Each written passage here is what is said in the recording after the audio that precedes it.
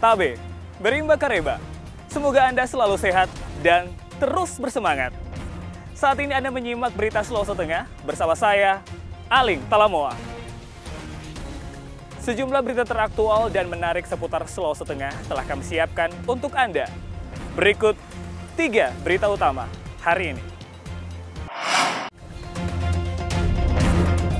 Gempa bumi berkekuatan 6,1 skala Richter mengguncang Kabupaten Parigi Motong. Tim Jibom Polda Sulteng melakukan sterilisasi di Vihara Karuna Dipa sebelum ibadah Tahun Baru Imlek. Ratusan umat Buddha di Kota Palu melaksanakan puja bakti sebagai rangkaian Hari Raya Imlek.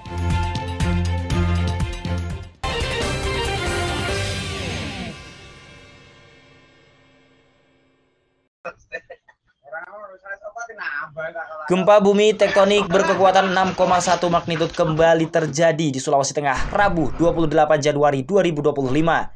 Gempa tektonik yang terjadi pukul 21.53 waktu Indonesia Timur itu memiliki epicentrum tepatnya berlokasi di darat 45 km tenggara Parigi Motong. Gempa tersebut tak berpotensi tsunami.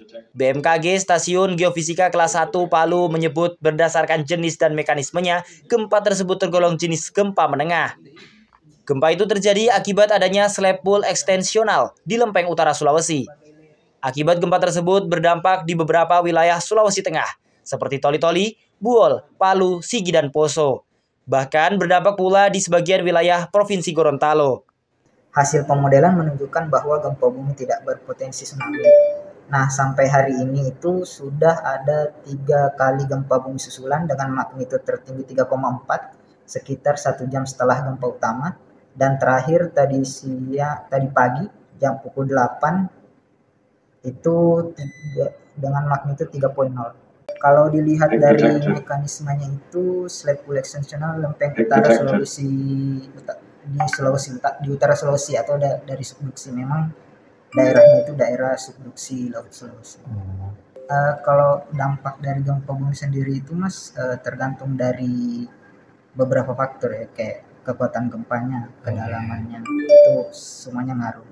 Cuma karena kemarin itu memang magnitudenya lumayan besar, makanya dampaknya bisa terasa sampai Kota Palu. Hingga Rabu siang terdeteksi gempa bumi susulan sebanyak 3 kali dengan magnitudo tertinggi 3,4 1 jam setelah gempa utama. Gempa bumi susulan juga terjadi terakhir pada Rabu pukul 8 pagi dengan kekuatan 3,0 magnitudo. Masyarakat diimbau untuk tetap tenang dan tidak terpengaruh oleh isu yang tidak dapat dipertanggungjawabkan, menghindari bangunan yang retak dan memastikan atau mengecek kondisi bangunan rumah tetap tahan terhadap gempa. Syahrul Cahya melaporkan dari Palu.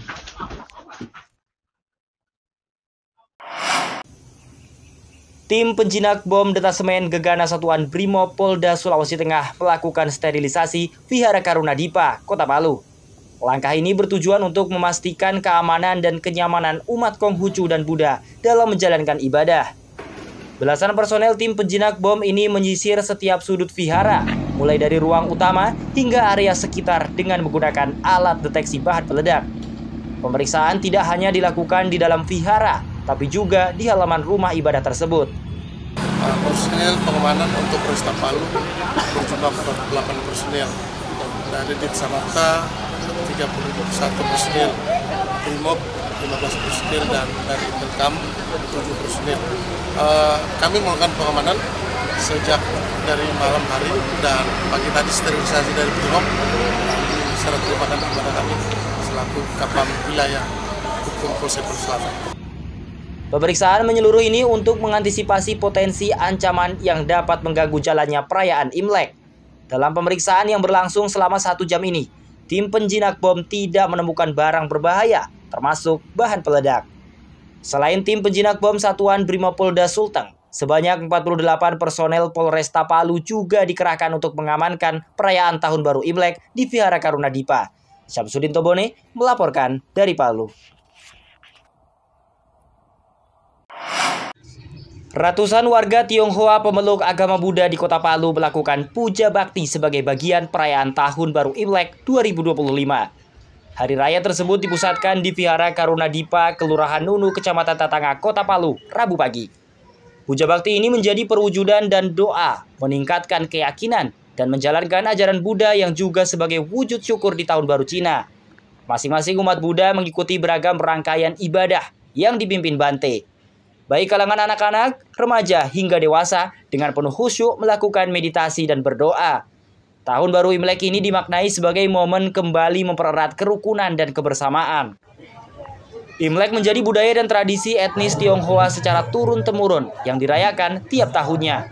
Perayaan Tahun Baru Imlek 2576 Kongzili atau tahun 2025 ini selain sebagai momen mempererat hubungan keluarga, merefleksikan pencapaian, juga untuk merencanakan masa depan dengan semangat baru. Makna Imlek itu ya itu kayak kita ada bikin satu, jadi kita ada kerukunan, kebersamaan, ceritanya gini, kita bisa berkumpul. Kalau di wihara kita berkumpul dengan semua umat-umat Buddha, kalau di rumah kita berkumpul dengan keluarga, banyak keluarga yang kembali ke sini. Jadi itu Imlek itu kayak suatu membuat kita kebersamaan gitu. Jadi kita jadi anak-anak kunjungan ke orang tua apa semua itu jadi semakin erat hubungan kita. Jadi itu maknanya saja, itu kurang lebih. Ya, kebetulan tahun ini show ular kayu ya. Jadi kita diharapkan mungkin lebih waspada, lebih bijaksana dalam mengambil keputusan. Dan kita juga harus lebih ulet.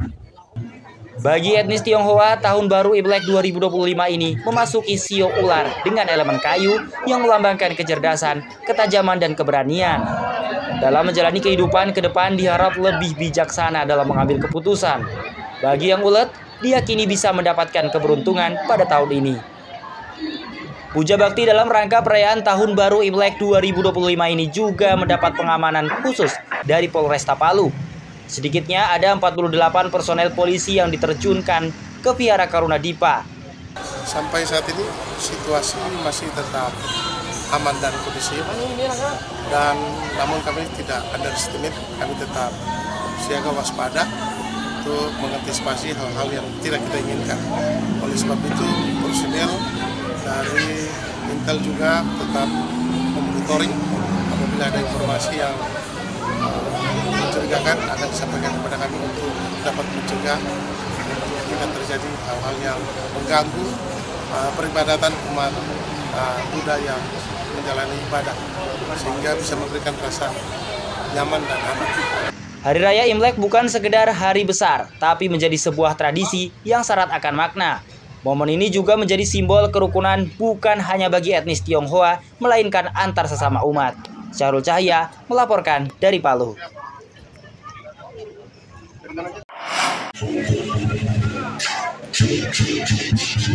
Atraksi barongsai mewarnai perayaan Tahun Baru Imlek 2025 di Palu Rabu pagi.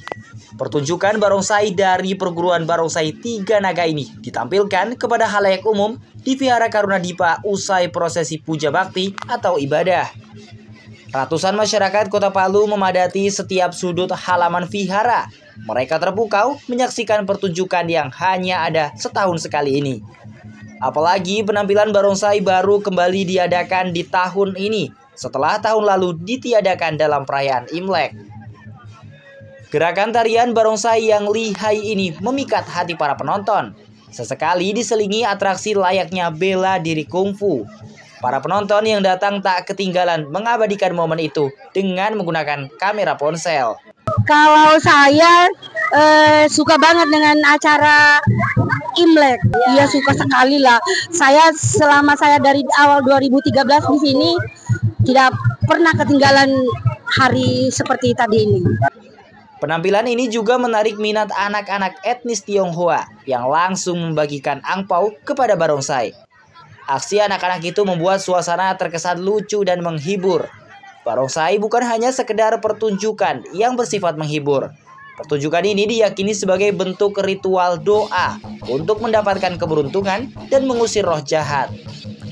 Tentu barongsai ini adalah simbol budaya, ya, budaya yang sangat indah, sebuah tarian, sebuah kungfu, ya, sebuah tradisi yang ternyata bisa merangkul ya, sahabat-sahabat kita, ya, bahkan pelatih kita ini orang asli